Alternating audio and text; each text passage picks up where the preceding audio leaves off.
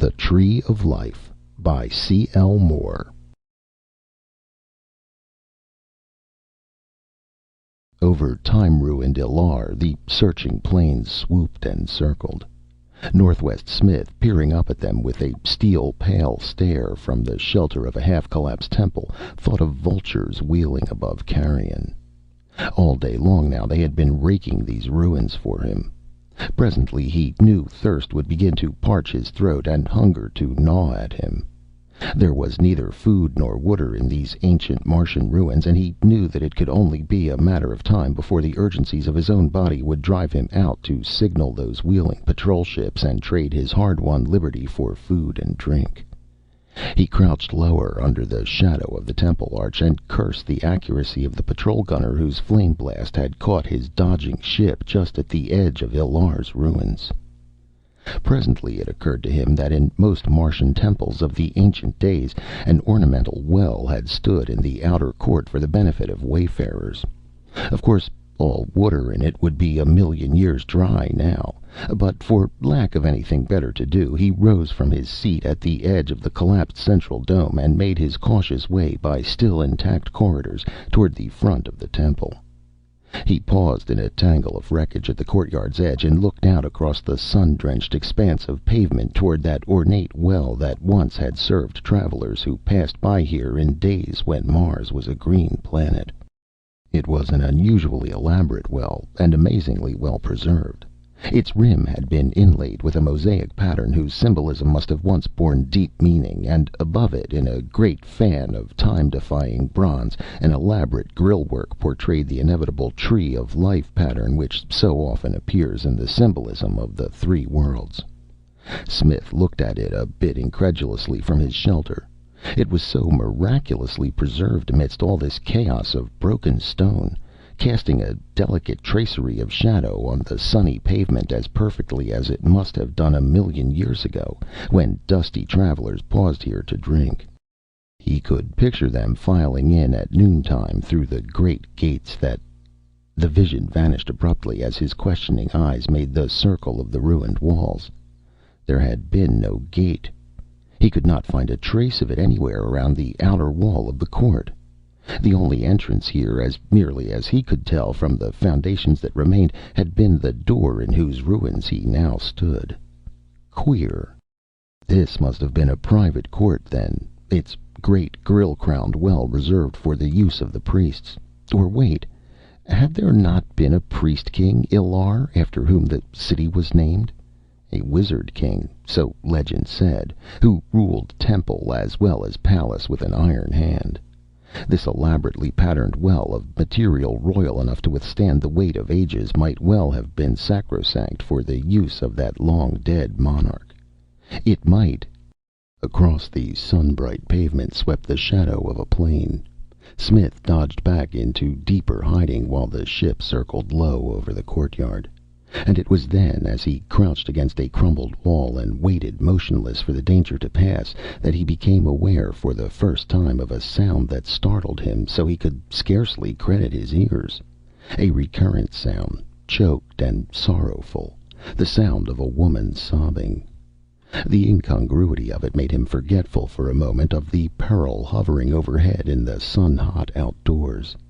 The dimness of the temple ruins became a living and vital place for that moment, throbbing with the sound of tears.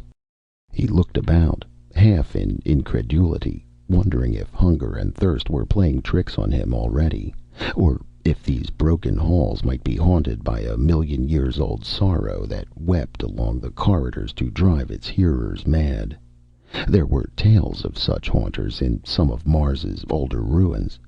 The hair prickled faintly at the back of his neck as he laid a hand on the butt of his force gun and commenced a cautious prowl toward the source of the muffled noise. Presently he caught a flash of white, luminous in the gloom of these ruined walls, and went forward with soundless steps, eyes narrowed in the effort to make out what manner of creature this might be that wept alone in time-forgotten ruins. It was a woman, or it had the dim outlines of a woman huddled against an angle of fallen walls and veiled in a fabulous shower of long dark hair. But there was something uncannily odd about her. He could not focus his pale stare upon her outlines. She was scarcely more than a luminous blot of whiteness in the gloom, shimmering with a look of unreality which the sound of her sobs denied. Before he could make up his mind just what to do, something must have warned the weeping girl that she was no longer alone, for the sound of her tears checked suddenly, and she lifted her head, turning to him a face no more distinguishable than her body's outlines. He made no effort to resolve the blurred features into visibility, for out of that luminous mask burned two eyes that caught his with an almost perceptible impact, and gripped them in a stare from which he could not have turned if he would. They were the most amazing eyes he had ever met, colored like moonstone, milky, translucent, so that they looked almost blind, and that magnetic stare held him motionless. In the instant that she gripped him with that fixed moonstone look, he felt oddly as if a tangible bond were taut between them. Then she spoke, and he wondered if his mind after all had begun to give way in the haunted loneliness of dead Illar. For though the words she spoke fell upon his ears in a gibberish of meaningless sounds, yet in his brain a message formed with a clarity that far transcended the halting communication of words, and her milky colored eyes bored into his face with a fierce intensity. I'm lost," wailed the voice in his brain. A rush of sudden tears brimmed the compelling eyes, veiling their brilliance, and he was free again with that clouding of the moonstone surfaces. Her voice wailed, but the words were meaningless, and no knowledge formed in his brain to match them. Stiffly he stepped back a pace and looked down at her, a feeling of helpless incredulity rising within him, for he still could not focus directly upon the shining whiteness of her, and nothing save those moonstone eyes were clear to him. The girl sprang to her feet and rose on tiptoe, gripping his shoulders with urgent hands. Again the blind intensity of her eyes took hold of his with a force almost as tangible as the clutch of her hands. Again that stream of intelligence poured into his brain, strongly, pleadingly. Please take me back. I'm so frightened. I can't find my way. Oh, please." He blinked down at her, his dazed mind gradually realizing the basic facts of what was happening. Obviously her milky, unseeing eyes held a magnetic power that carried her thoughts to him without the need of a common speech. And they were the eyes of a powerful mind, the outlets from which a stream of fierce energy poured into his brain.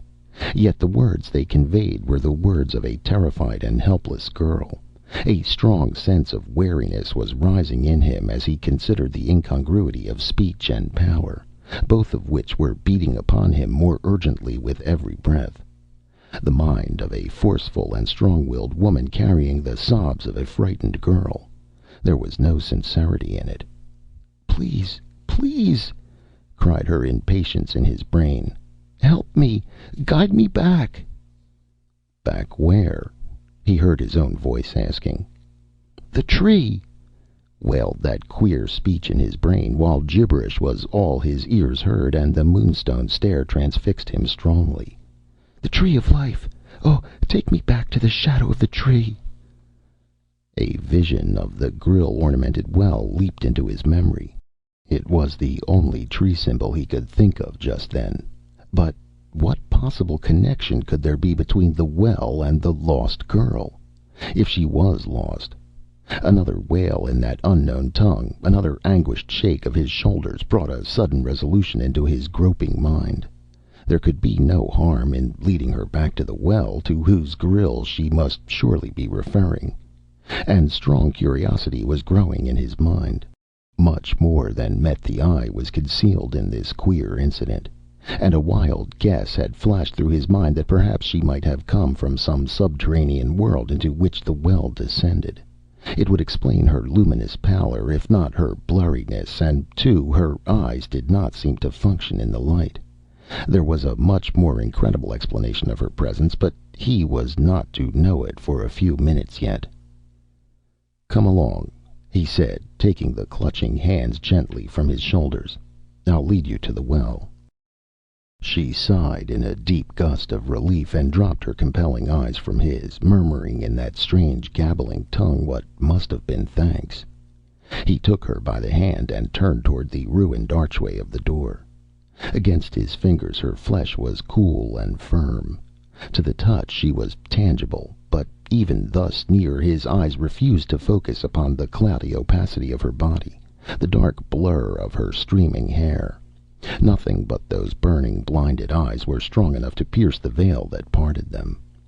She stumbled along at his side over the rough floor of the temple, saying nothing more, panting with eagerness to return to her incomprehensible tree. How much of that eagerness was assumed, Smith still could not be quite sure. When they reached the door, he halted her for a moment, scanning the sky for danger.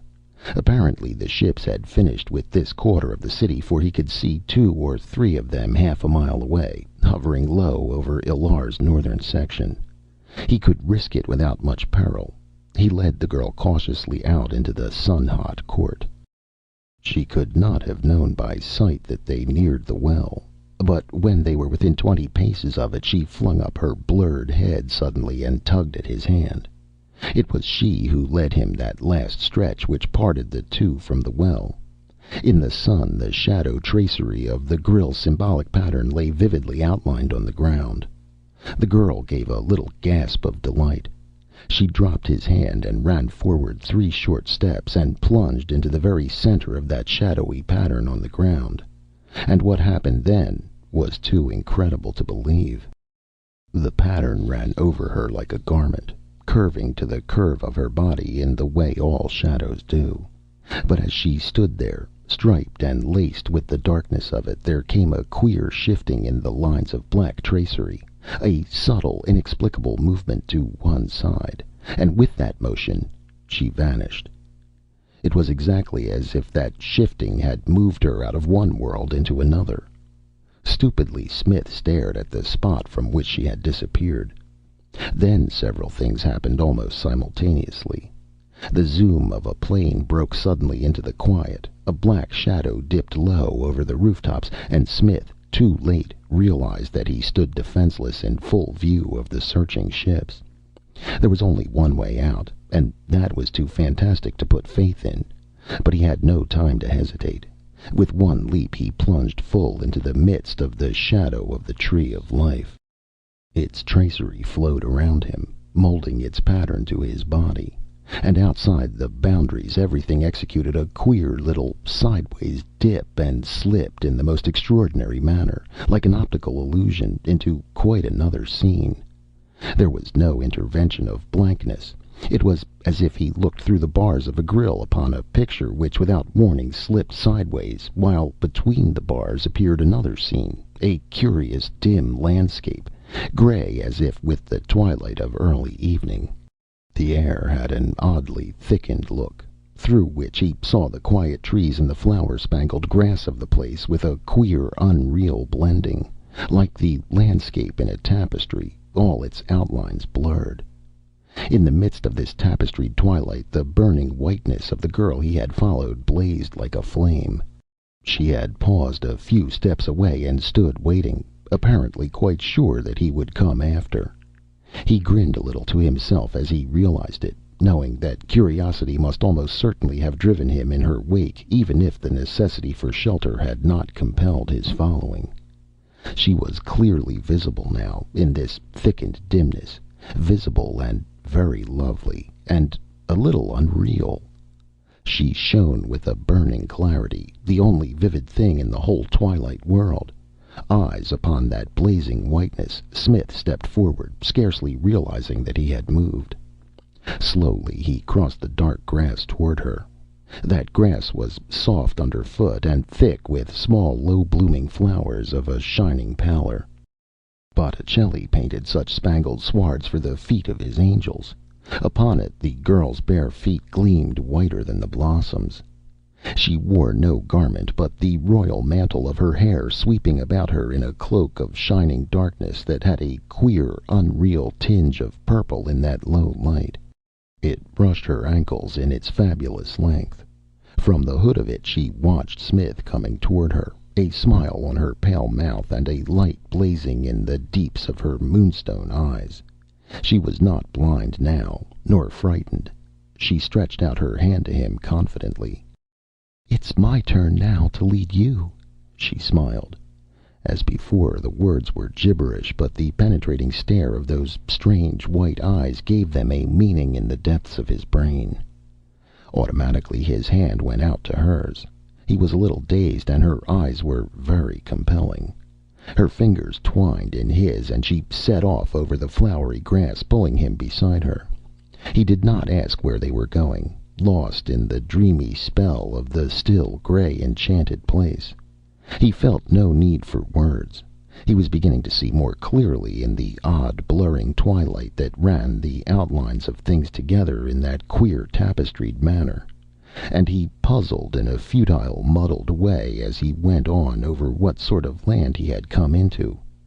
Overhead was darkness, paling into twilight near the ground, so that when he looked up he was staring into bottomless deeps of starless night.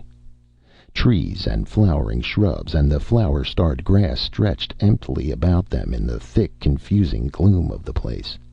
He could see only a little distance through that dim air. It was as if they walked a strip of tapestried twilight in some unlighted dream. And the girl, with her lovely, luminous body and rich colored robe of hair, was like a woman in a tapestry, too, unreal and magical. After a while, when he had become a little adjusted to the queerness of the whole scene, he began to notice furtive movements in the shrubs and trees they passed. Things flickered too swiftly for him to catch their outlines, but from the tail of his eye he was aware of motion, and somehow of eyes that watched. That sensation was a familiar one to him, and he kept an uneasy gaze on those shiftings in the shrubbery as they went on. Presently he caught a watcher in full view between bush and tree, and saw that it was a man, a little, furtive, dark-skinned man, who dodged hastily back into cover again before Smith's eyes could do more than take in the fact of his existence. After that he knew what to expect, and could make them out more easily. Little darting people with big eyes that shone with a queer, sorrowful darkness from their small, frightened faces as they scuttled through the bushes, dodging always just out of plain sight among the leaves. He could hear the soft rustle of their passage, and once or twice when they passed near a clump of shrubbery he thought he caught the echo of little whispering calls, gentle as the rustle of leaves, and somehow full of a strange warning note, so clear that he caught it even amid the murmur of their speech. Warning calls, and little furtive hiders in the leaves, and a landscape of tapestried blurring, carpeted with Botticelli flower-strewn sward. It was all a dream, he felt quite sure of that. It was a long while before curiosity awakened in him sufficiently to make him break the stillness, but at last he asked dreamily, "Where are we going?" The girl seemed to understand that without the necessity of her bond her hypnotic eyes made, for she turned and caught his eyes in a white stare, and answered, "To Thag. Thag desires you." "What is Thag?" In answer to that she launched, without preliminary, upon a little sing-song monologue of explanation, whose stereotyped formula made him faintly uneasy with the thought that it must have been made very often to attain the status of a set speech, made to many men, perhaps, whom Thag had desired. And what became of them afterward, he wondered. But the girl was speaking. "Many ages ago there dwelt in Illar the great King Illar, for whom the city was named. He was a magician of mighty power, but not mighty enough to fulfill all his ambitions. So by his arts he called up out of the darkness the being known as Thag, and with him struck a bargain. By that bargain Thag was to give of his limitless power, serving Illar all the days of Illar's life. And in return the king was to create a land for Thag's dwelling place, and people it with slaves, and furnish a priestess to tend Thag's needs. This is that land. I am that priestess, the latest of a long line of women born to serve Thag. The tree people are his lesser servants. I have spoken softly so that the tree people do not hear, for to them Thag is the center and focus of creation, the end and beginning of all life. But to you I have told the truth." "But what does Thag want of me?" "It is not for Thag's servants to question Thag." "Then what becomes afterward of the men Thag desires?" he pursued. "You must ask Thag that." She turned her eyes away as she spoke, snapping the mental bond that had flowed between them with a suddenness that left Smith dizzy. He went on at her side more slowly, pulling back a little on the tug of her fingers. By degrees the sense of dreaminess was fading, and alarm began to stir in the deeps of his mind. After all, there was no reason why he need let this blank-eyed priestess lead him up to the very maw of her god. She had lured him into this land by what he knew now to have been a trick. Might she not have worse tricks than that in store for him? She held him, after all, by nothing stronger than the clasp of her fingers. If he could keep his eyes turned from hers, therein lay her real power. But he could fight it if he chose. And he began to hear more clearly than ever the queer note of warning in the rustling whispers of the tree folk who still fluttered in and out of sight among the leaves. The twilight place had taken on menace and evil. Suddenly he made up his mind. He stopped, breaking the clasp of the girl's hand. "I'm not going," he said. She swung round in a sweep of richly tinted hair, words jetting from her in a gush of incoherence. But he dared not meet her eyes, and they conveyed no meaning to him. Resolutely he turned away, ignoring her voice, and set out to retrace the way they had come. She called after him once in a high, clear voice that somehow held a note of warning as that in the rustling voices of the tree people, but he kept on doggedly, not looking back. She laughed then, sweetly and scornfully, a laugh that echoed uneasily in his mind long after the sound of it had died upon the twilit air. After a while he glanced back over one shoulder, half expecting to see the luminous dazzle of her body still glowing in the dim glade where he had left her, but the blurred tapestry landscape was quite empty. He went on in the midst of a silence so deep it hurt his ears, and in a solitude unhaunted even by the shy presences of the tree folk. They had vanished with the fire-bright girl, and the whole twilight land was empty save for himself. He plodded on across the dark grass, crushing the upturned flower faces under his boots, and asking himself wearily if he could be mad. There seemed little other explanation for this hushed and tapestried solitude that had swallowed him up. In that thunderous quiet, in that deathly solitude, he went on. When he had walked for what seemed to him much longer than it should have taken to reach his starting point, and still no sign of an exit appeared, he began to wonder if there were any way out of the gray land of Thag. For the first time he realized that he had come through no tangible gateway. He had only stepped out of a shadow, and now that he thought of it, there were no shadows here. The grayness swallowed everything up, leaving the landscape oddly flat, like a badly drawn picture. He looked about helplessly, quite lost now, and not sure in what direction he should be facing, for there was nothing here by which to know directions. The trees and shrubs and the starry grass still stretched about him, uncertainly outlined in that changeless dusk. They seemed to go on forever. But he plodded ahead, unwilling to stop because of a queer tension in the air, somehow as if all the blurred trees and shrubs were waiting in breathless anticipation, centering upon his stumbling figure. But all trace of animate life had vanished with the disappearance of the priestess's white glowing figure. Head down, paying little heed to where he was going, he went on over the flowery sward. An odd sense of voids about him startled Smith at last out of his lethargic plodding. He lifted his head. He stood just at the edge of a line of trees, dim and indistinct in the unchanging twilight. Beyond them, he came to himself with a jerk and stared incredulously. Beyond them, the grass ran down to nothingness, merging by imperceptible degrees into a streaked and arching void. Not the sort of emptiness into which a material body could fall, but a solid nothing, curving up toward the dark zenith as the inside of a sphere curves. No physical thing could have entered there.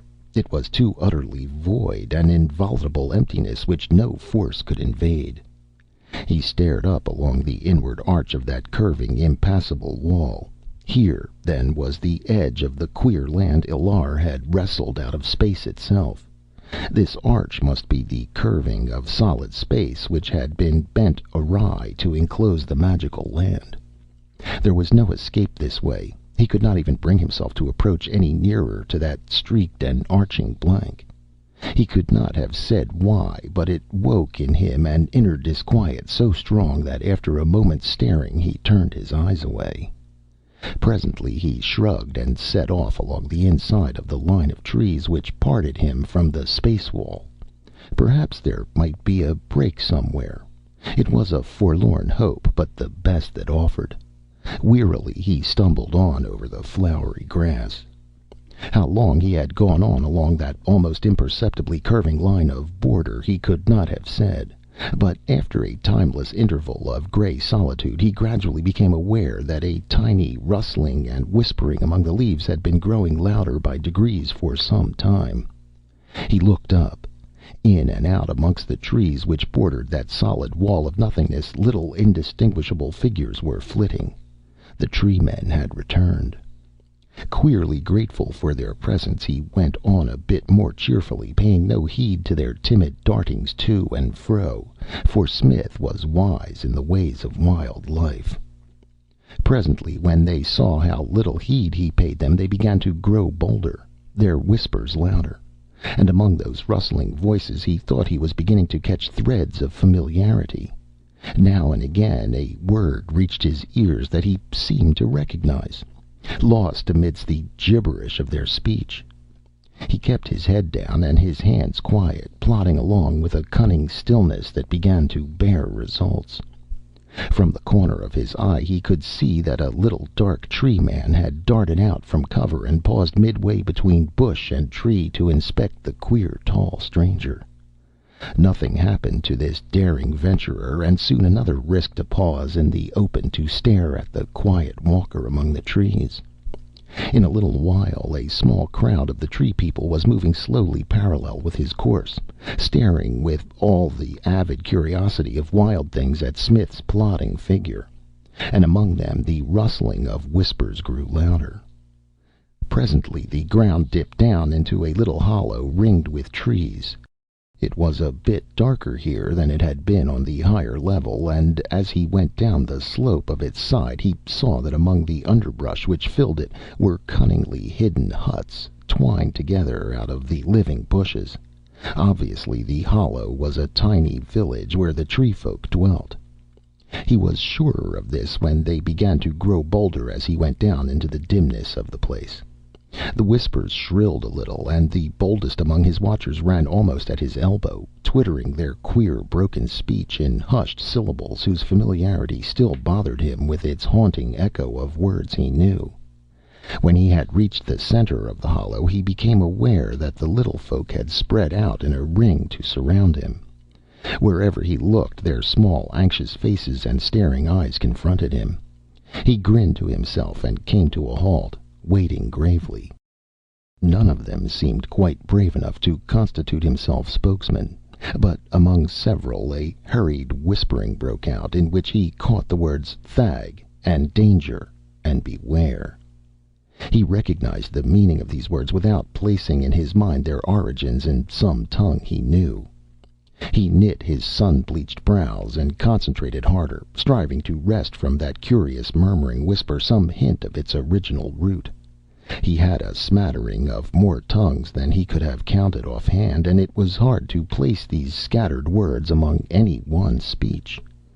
But the word "Thag" had a sound like that of the very ancient dryland tongue, which upon Mars is considered at once the oldest and the most uncouth of all the planet's languages.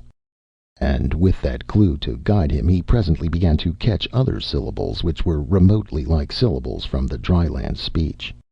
They were almost unrecognizable, far, far more ancient than the very oldest versions of the tongue he had ever heard repeated, almost primitive in their crudity and simplicity, and for a moment the sheerest awe came over him as he realized the significance of what he listened to. The dryland race today is a handful of semi-brutes, degenerate from the ages of past time when they were a mighty people at the apex of an almost forgotten glory. That day is millions of years gone now, too far in the past to have record, save in the vaguest folklore. Yet here was a people who spoke the rudiments of that race's tongue, as it must have been spoken in the race's dim beginnings, perhaps a million years earlier even than that immemorial time of their triumph. The reeling of millenniums set Smith's mind awhirl with the effort at compassing their span. There was another connotation in the speaking of that tongue by these timid bush dwellers, too. It must mean that the forgotten wizard king Illar had peopled his sinister twilight land with the ancestors of today's dryland dwellers. If they shared the same tongue, they must share the same lineage, and humanity's remorseless adaptability had done the rest. It had been no kinder here than in the outside world, where the ancient plainsmen who had roamed Mars's green prairies had dwindled with their dying plains, degenerating at last into a shrunken, leather-skinned bestiality. For here that same race root had declined into these tiny, slinking creatures with their dusky skins and great staring eyes, and their voices that never rose above a whisper. What tragedies must lie behind that gradual degeneration? All about him the whispers still ran.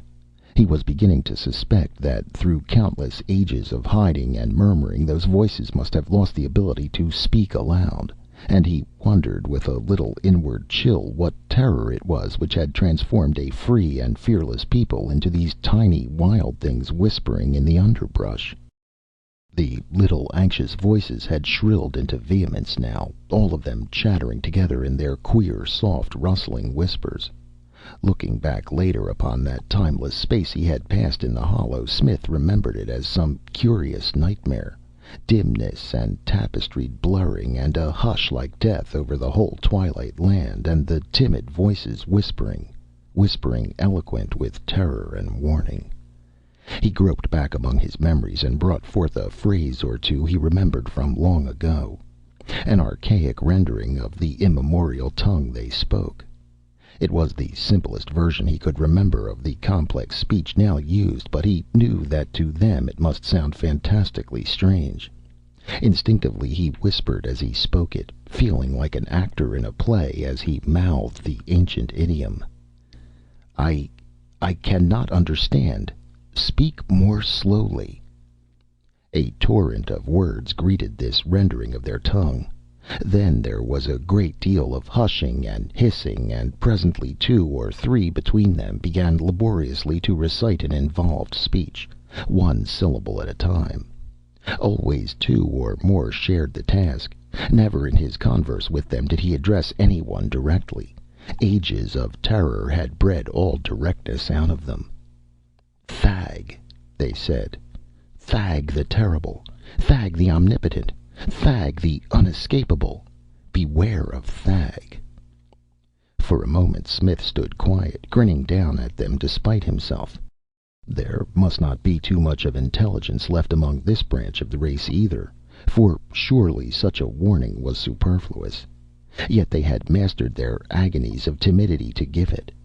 All virtue could not yet have been bred out of them then. They still had kindness and a sort of desperate courage rooted deep in fear. "What is Thag?" he managed to inquire, voicing the archaic syllables uncertainly, and they must have understood the meaning, if not the phraseology, for another spate of whispered tumult burst from the clustering tribe. Then, as before, several took up the task of answering. "Thag, Thag, the end and the beginning, the center of creation. When Thag breathes, the world trembles. The earth was made for Thag's dwelling place. All things are Thag's. Oh, beware! Beware!" This much he pieced together out of their diffuse whisperings, catching up the fragments of words he knew and fitting them into the pattern. What is the danger?" he managed to ask. "Thag hungers. Thag must be fed. It is we who feed him, but there are times when he desires other food than us. It is then he sends his priestess forth to lure food in. Oh, beware of Thag." "You mean then that the priestess, brought me in for food?" A chorus of grave, murmuring affirmatives. "Then why did she leave me?" "There is no escape from Thag. Thag is the center of creation. All things are Thag's. When he calls, you must answer. When he hungers, he will have you. Beware of Thag." Smith considered that for a moment in silence. In the main, he felt confident that he had understood their warning correctly, and he had little reason to doubt that they knew whereof they spoke. Thag might not be the center of the universe, but if they said he could call a victim from anywhere in the land, Smith was not disposed to doubt it.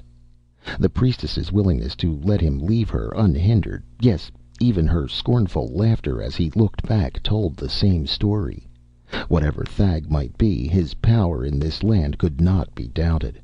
He made up his mind suddenly what he must do, and turned to the breathlessly waiting little folk. "Which way lies Thag?"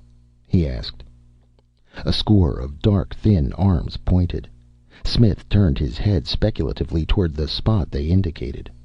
In this changeless twilight, all sense of direction had long since left him, but he marked the line as well as he could by the formation of the trees, then turned to the little people with a ceremonious farewell rising to his lips. "My thanks for—" he began, to be interrupted by a chorus of whispering cries of protest. They seemed to sense his intention, and their pleadings were frantic. A panicked anxiety for him glowed upon every little terrified face turned up to his, and their eyes were wide with protest and terror. Helplessly, he looked down. I must go," he tried stumblingly to say. "My only chance is to take Thag unawares before he sends for me." He could not know if they understood. Their chattering went on undiminished, and they even went so far as to lay tiny hands on him, as if they would prevent him by force from seeking out the terror of their lives. "No, no, no!" they wailed murmurously. "You do not know what it is you seek. You do not know Thag. Stay here. Beware of Thag." A little prickling of unease went down Smith's back as he listened.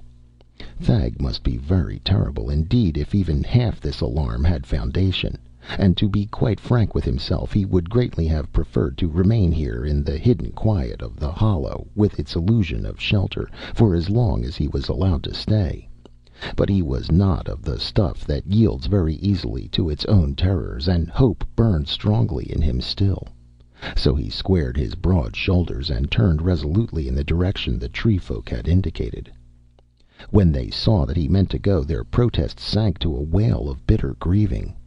With that sound moaning behind him, he went up out of the hollow, like a man setting forth to the music of his own dirge. A few of the bravest went with him a little way, flitting through the underbrush and darting from tree to tree in a timidity so deeply ingrained that even when no immediate peril threatened, they dared not go openly through the twilight.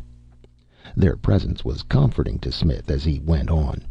A futile desire to help the little terror-ridden tribe was rising in him, a useless gratitude for their warning and their friendliness, their genuine grieving at his departure, and their odd paradoxical bravery even in the midst of hereditary terror. But he knew that he could do nothing for them, when he was not at all sure he could even save himself. Something of their panic had communicated itself to him, and he advanced with a sinking in the pit of his stomach.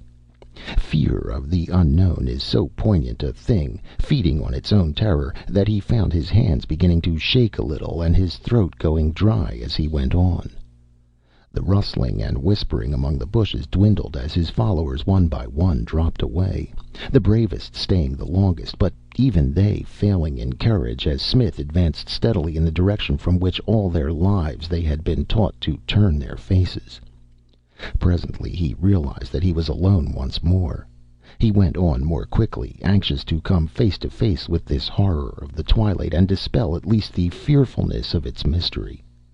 The silence was like death. Not a breeze stirred the leaves, and the only sound was his own breathing, the heavy thud of his own heart. Somehow he felt sure that he was coming nearer to his goal. The hush seemed to confirm it. He loosened the force gun at his thigh. In that changeless twilight the ground was sloping down once more into a broader hollow. He descended slowly, every sense alert for danger, not knowing if Thag was beast or human or elemental, visible or invisible. The trees were beginning to thin. He knew that he had almost reached his goal. He paused at the edge of the last line of trees. A clearing spread out before him at the bottom of the hollow, quiet in the dim, translucent air. He could focus directly upon no outlines anywhere for the tapestried blurring of the place. But when he saw what stood in the very center of the clearing, he stopped dead still, like one turned to stone, and a shock of utter cold went chilling through him. Yet he could not have said why. For in the clearing center stood the Tree of Life. He had met the symbol too often in patterns and designs not to recognize it, but here that fabulous thing was living, growing, actually springing up from a rooted firmness in the spangled grass as any tree might spring. Yet it could not be real. Its thin brown trunk, of no recognizable substance, smooth and gleaming, mounted in the traditional spiral, its 12 fantastically curving branches arched delicately outward from the central stem. It was bare of leaves. No foliage masked the serpentine brown spiral of the trunk. But at the tip of each symbolic branch flowered a blossom of bloody rose, so vivid he could scarcely focus his dazzled eyes upon them.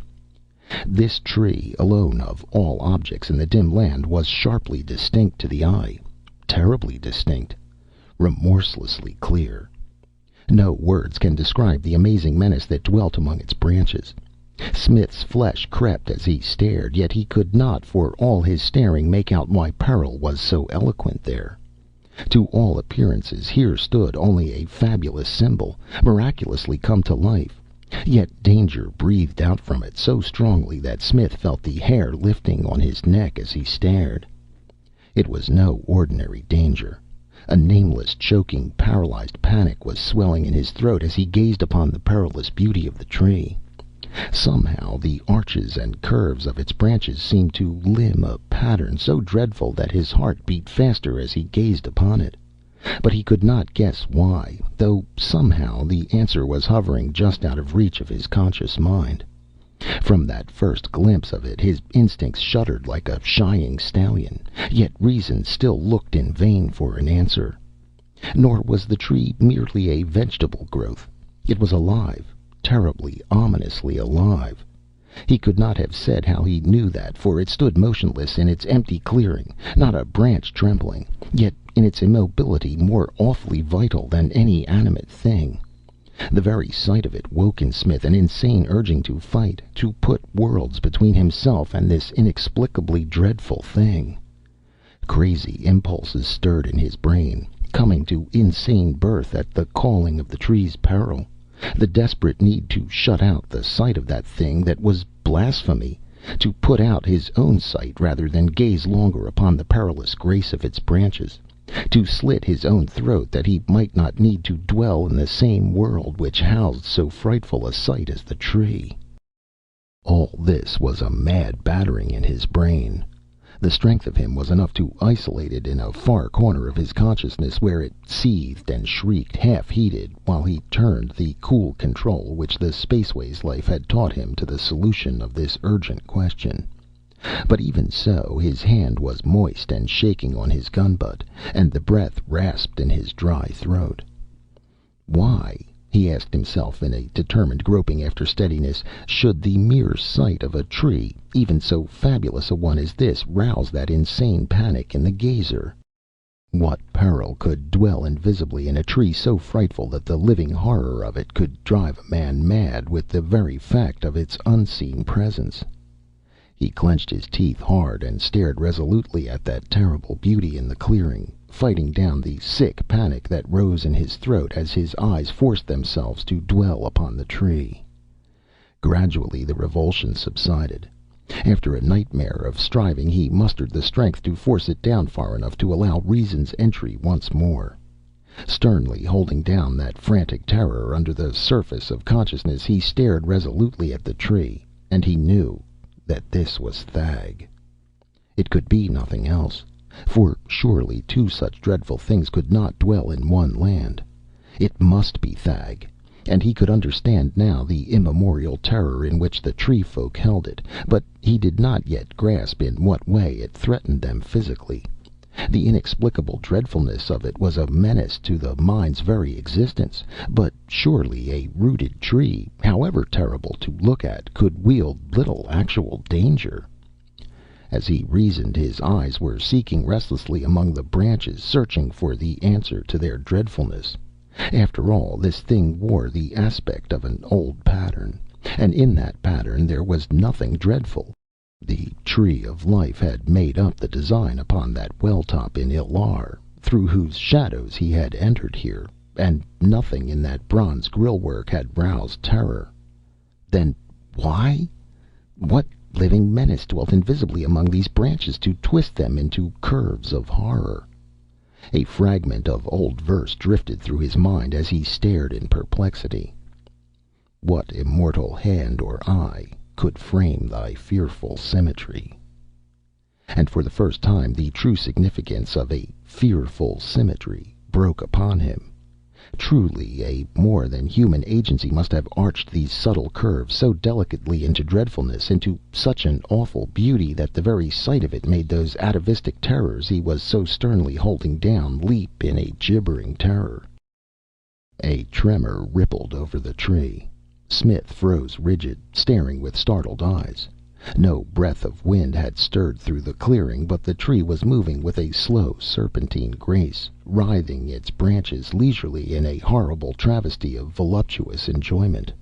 And upon their tips the blood-red flowers were spreading like cobras' hoods, swelling and stretching their petals out, and glowing with a hue so eye-piercingly vivid that it transcended the bounds of color and blazed forth like a pure light.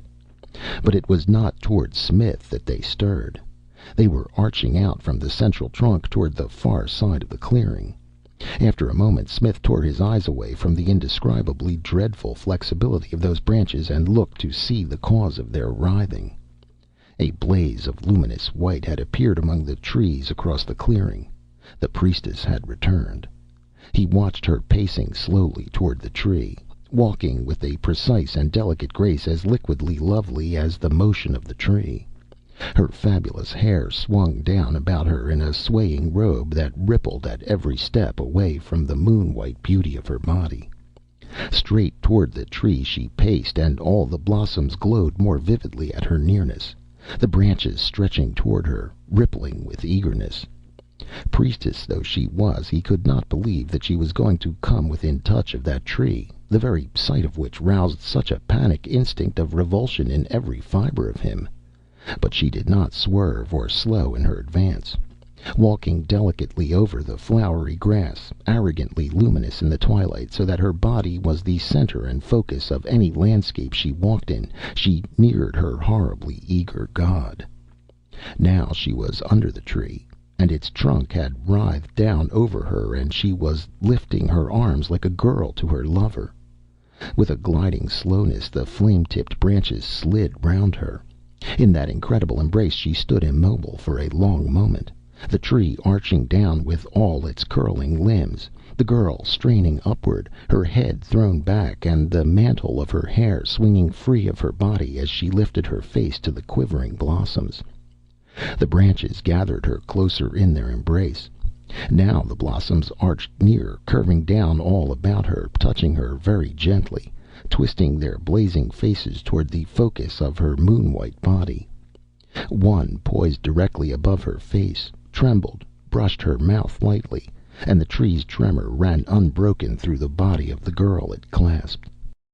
The incredible dreadfulness of that embrace was suddenly more than Smith could bear. All his terrors, crushed down with so stern a self-control, without warning burst all bounds and rushed over him in a flood of blind revulsion. A whimper choked up in his throat, and quite involuntarily he swung round and plunged into the shielding trees, hands to his eyes in a futile effort to blot out the sight of lovely horror behind him whose vividness was burnt upon his very brain. Heedlessly he blundered through the trees, no thought in his terror-blank mind save the necessity to run, run, run until he could run no more. He had given up all attempt at reason and rationality. He no longer cared why the beauty of the tree was so dreadful. He only knew that until all space lay between him and its symmetry he must run and run and run. What brought that frenzied madness to an end he never knew. When sanity returned to him he was lying face down on the flower-spangled sward in a silence so deep that his ears ached with its heaviness. The grass was cool against his cheek. For a moment he fought the backflow of knowledge into his emptied mind. When it came, the memory of that horror he had fled from, he started up with a wild thing's swiftness and glared around pale-eyed into the unchanging dusk. He was alone. Not even a rustle in the leaves spoke of the tree folk's presence. For a moment he stood there alert, wondering what had roused him, wondering what would come next. He was not left long in doubt. The answer was shrilling, very, very faintly through that aching quiet. An infinitesimally tiny, unthinking, far-away murmur which yet pierced his eardrums with the sharpness of tiny needles. Breathless he strained in listening. Swiftly the sound grew louder. It deepened upon the silence, sharpened and shrilled until the thin blade of it was vibrating in the center of his innermost brain. And still it grew, swelling louder and louder through the twilight world in cadences that were rounding into a queer sort of music and taking on such an unbearable sweetness that Smith pressed his hands over his ears in a futile attempt to shut the sound away. He could not. It rang in steadily deepening intensities through every fiber of his being, piercing him with thousands of tiny music blades that quivered in his very soul with intolerable beauty. And he thought he sensed in the piercing strength of it a vibration of queer, unnameable power, far mightier than anything ever generated by man, the dim echo of some cosmic dynamo's hum. The sound grew sweeter as it strengthened, with a queer, inexplicable sweetness, unlike any music he had ever heard before, rounder and fuller and more complete than any melody made up of separate notes. Stronger and stronger he felt the certainty that it was the song of some mighty power, humming and throbbing and deepening through the twilight until the whole dim land was one trembling reservoir of sound that filled his entire consciousness with its throbbing, driving out all other thoughts and realizations, until he was no more than a shell that vibrated in answer to the calling. For it was a calling. No one could listen to that intolerable sweetness without knowing the necessity to seek its source. Remotely in the back of his mind Smith remembered the tree folk's warning. When Thag calls, you must answer. Not consciously did he recall it, for all his consciousness was answering the siren humming in the air, and scarcely realizing that, he moved. He had turned toward the source of that calling, stumbling blindly over the flowery sward, with no thought in his music-brimmed mind but the need to answer that lovely, power-vibrant summoning. Past him as he went on moved other shapes, little and dark-skinned and ecstatic, gripped like himself in the hypnotic melody. The tree folk had forgotten even their inbred fear at Thag's calling, and walked boldly through the open twilight, lost in the wonder of the song. Smith went on with the rest, deaf and blind to the land around him, alive to one thing only, that summons from the siren tune. Unrealizingly he retraced the course of his frenzied flight, past the trees and bushes he had blundered through, down the slope that led to the tree's hollow, through the thinning of the underbrush to the very edge of the last line of foliage which marked the valley's rim. By now the calling was so unbearably intense, so intolerably sweet, that somehow in its very strength it set free a part of his dazed mind as it passed the limits of audible things and soared into ecstasies which no senses bound. And though it gripped him ever closer in its magic, a sane part of his brain was waking into realization. For the first time alarm came back into his mind, and by slow degrees the world returned about him. He stared stupidly at the grass moving by under his pacing feet. He lifted a dragging head and saw that the trees no longer rose about him, that a twilight clearing stretched away on all sides toward the forest rim which circled it, that the music was singing from some source so near that the tree. The terror leaped within him like a wild thing. The tree, quivering with unbearable clarity in the thick, dim air, writhed above him, blossoms blazing with bloody radiance, and every branch vibrant and undulant to the tune of that unholy song. Then he was aware of the lovely, luminous whiteness of the priestess swaying forward under the swaying limbs, her hair rippling back from the loveliness of her as she moved. Choked and frenzied with unreasoning terror, he mustered every effort that was in him to turn, to run again like a madman out of that dreadful hollow, to hide himself under the weight of all space from the menace of the tree. And all the while he fought, all the while panic drummed like mad in his brain. His relentless body plodded on straight toward the hideous loveliness of that siren singer towering above him. From the first he had felt subconsciously that it was Thag who called, and now, in the very center of that ocean of vibrant power, he knew. Gripped in the music's magic, he went on. All over the clearing other hypnotized victims were advancing slowly with mechanical steps and wide, frantic eyes as the tree folk came helplessly to their god's calling. He watched a group of little dusky sacrifices pace step by step nearer to the tree's vibrant branches. The priestess came forward to meet them with outstretched arms. He saw her take the foremost gently by the hands.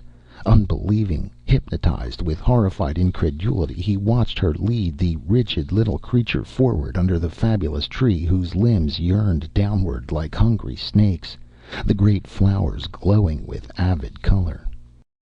He saw the branches twist out and lengthen toward the sacrifice, quivering with eagerness. Then, with a tiger's leap, they darted, and the victim was swept out of the priestess's guiding hands up into the branches that darted round like tangled snakes in a clot that hid him for an instant from view. Smith heard a high, shuddering wail ripple out from that knot of struggling branches, a dreadful cry that held such an infinity of purest horror and understanding that he could not but believe that Thag's victims, in the moment of their doom, must learn the secret of his horror. After that one frightful cry came silence. In an instant the limbs fell apart again from emptiness. The little savage had melted like smoke among their writhing, too quickly to have been devoured, more as if he had been snatched up into another dimension in the instant the hungry limbs hid him. Flame-tipped, avid, they were dripping now toward another victim as the priestess paced serenely forward. And still Smith's rebellious feet were carrying him on, nearer and nearer the writhing peril that towered over his head. The music shrilled like pain. Now he was so close that he could see the hungry flower mouths in terrible detail as they faced round toward him. The limbs quivered and, poised like cobras, reached out with a snakish lengthening down inexorably toward his shuddering helplessness. The priestess was turning her calm white face towards his. Those arcs and changing curves of the branches as they neared were stretching lines of pure horror whose meaning he still could not understand, save that they deepened in dreadfulness as he neared. For the last time that urgent wonder burned up in his mind. Why so simple a thing as this fabulous tree should be infused with an indwelling terror strong enough to send his innermost soul frantic with revulsion.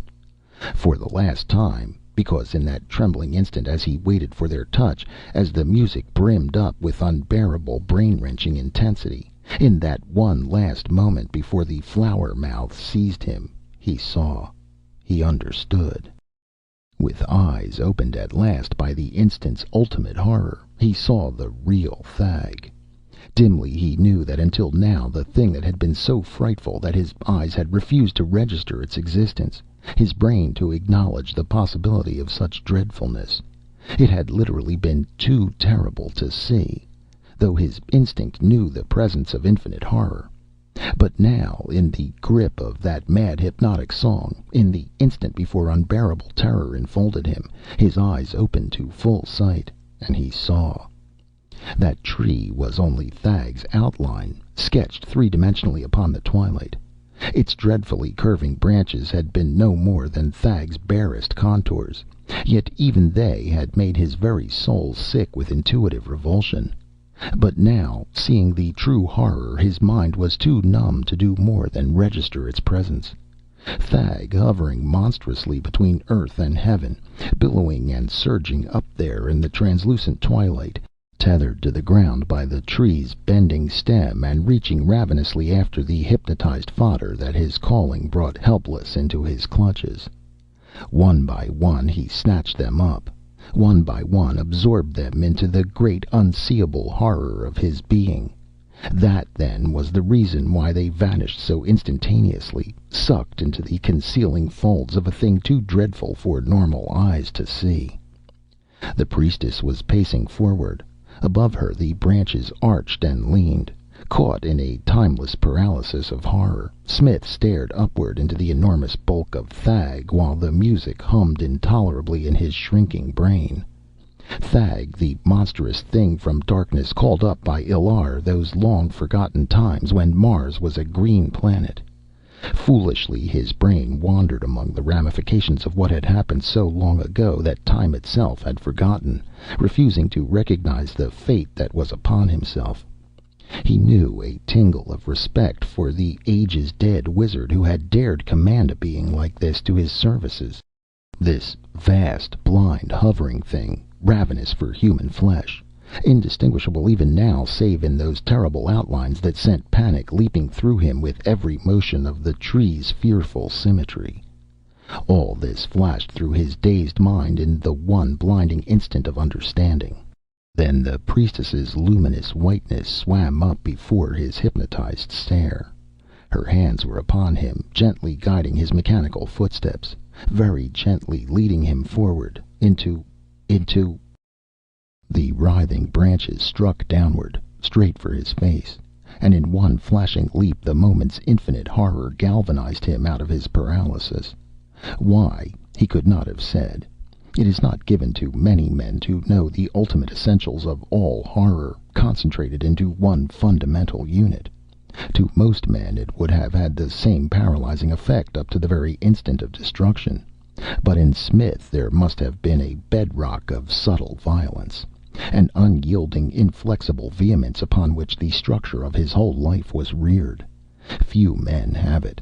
And when that ultimate intensity of terror struck the basic flint of him, reaching down through mind and soul into the deepest depths of his being, it struck a spark from that inflexible barbarian buried at the roots of him which had force enough to shock him out of his stupor. In the instant of release his hand swept like an unloosed spring of its own volition straight for the butt of his power gun. He was dragging it free as the tree's branches snatched him from the priestess's hands. The fire-colored blossoms burnt his flesh as they closed round him, the hot branches gripping like the touch of ravenous fingers. The whole tree was hot and throbbing with a dreadful travesty of fleshly life as it whipped him aloft into the hovering bulk of incarnate horror above. In the instantaneous upward leap of the flower-tipped limbs, Smith fought like a demon to free his gun hand from the gripping coils. For the first time, Thag knew rebellion in his very clutches, and the ecstasy of that music which had dinned in Smith's ears so strongly that by now it seemed almost silence was swooping down in a long arc into wrath, and the branches tightened with hot insistency, lifting the rebellious offering into Thag's monstrous, indescribable bulk. But even as they rose, Smith was twisting in their clutch to maneuver his hand into position from which he could blast that undulant tree trunk into nothingness. He knew intuitively the futility of firing up into Thag's imponderable mass. Thag was not of the world he knew. The flame blast might well be harmless to that mighty hoverer in the twilight.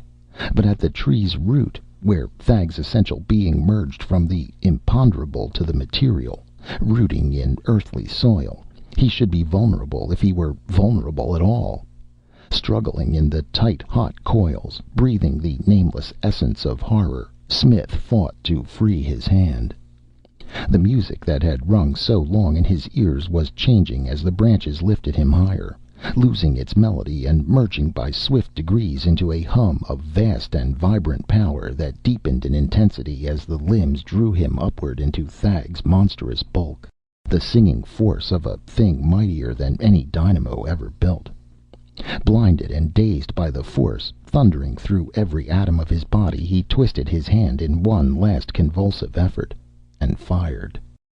He saw the flame leap in a dazzling gush straight for the trunk below. It struck.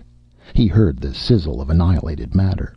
He saw the trunk quiver convulsively from the very roots, and the whole fabulous tree shook once with an ominous tremor. But before that tremor could shiver up the branches to him, the hum of the living dynamo which was closing round his body shrilled up arcs of pure intensity into a thundering silence. Then, without a moment's warning, the world exploded. So instantaneously did all this happen that the gun blast's roar had not yet echoed into the silence before a mightier sound than the brain could bear exploded outward from the very center of his own being. Before the awful power of it, everything reeled into a shaken oblivion. He felt himself falling.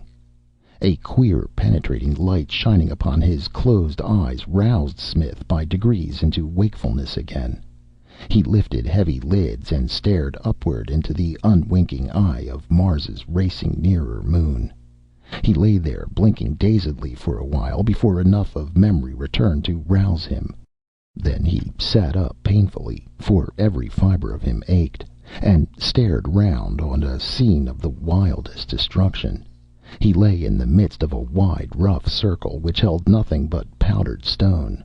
About it, rising raggedly in the moving moonlight, the blocks of time-forgotten Illar loomed.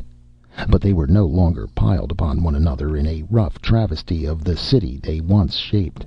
Some force mightier than any of man's explosives seemed to have hurled them with such violence from their beds that their very atoms had been disrupted by the force of it, crumbling them into dust. And in the very center of the havoc lay Smith, unhurt. He stared in bewilderment about the moonlit ruins. In the silence it seemed to him that the very air still quivered in shocked vibrations. And as he stared, he realized that no force save one could have wrought such destruction upon the ancient stones. Nor was there any explosive known to man which would have wrought this strange pulverizing havoc upon the blocks of Illar. That force had hummed unbearably through the living dynamo of Thag, a force so powerful that space itself had bent to enclose it. Suddenly he realized what must have happened. Not Illar, but Thag himself had warped the walls of space to enfold the twilit world, and nothing but Thag's living power could have held it so bent to segregate the little terror-ridden land inviolate. Then, when the tree's roots parted, Thag's anchorage in the material world failed, and in one great gust of unthinkable energy the warped space walls had ceased to bend. Those arches of solid space had snapped back into their original pattern, hurling the land and all its dwellers into... His mind balked in the effort to picture what must have happened, into what ultimate dimension those denizens must have vanished. Only himself, enfolded deep in Thag's very essence, the intolerable power of the explosion had not touched. So when the warped space curve ceased to be, and Thag's hold upon reality failed, he must have been dropped back out of the dissolving folds upon the spot where the tree had stood in the space-circled world, through that vanished world floor into the spot he had been snatched from in the instant of the dim land's dissolution. It must have happened after the terrible force of the explosion had spent itself, before Thag dared move even himself through the walls of changing energy into his own far land again. Smith sighed and lifted a hand to his throbbing head, rising slowly to his feet. What time had elapsed he could not guess, but he must assume that the patrol still searched for him. Wearily he set out across the circle of havoc toward the nearest shelter which Illar offered. The dust rose in ghostly moonlit clouds under his feet. End of The Tree of Life by